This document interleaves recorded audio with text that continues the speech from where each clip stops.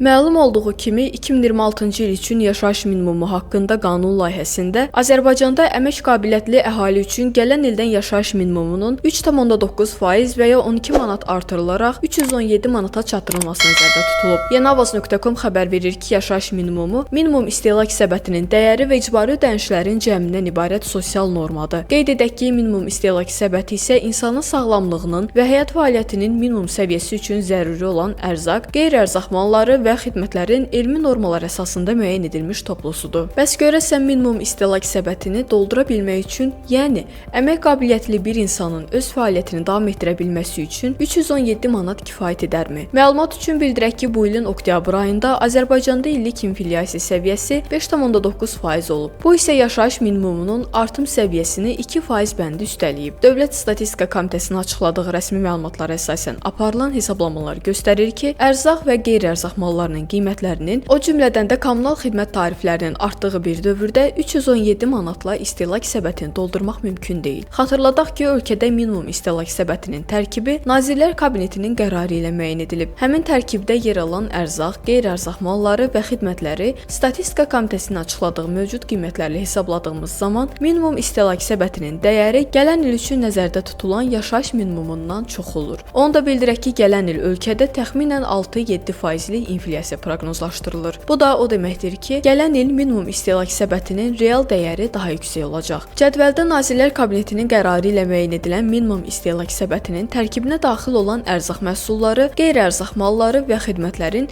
Statistika Komitəsinin açıqladığı mövcud qiymətlərlə hesablanmış dəyərini təqdim edirik.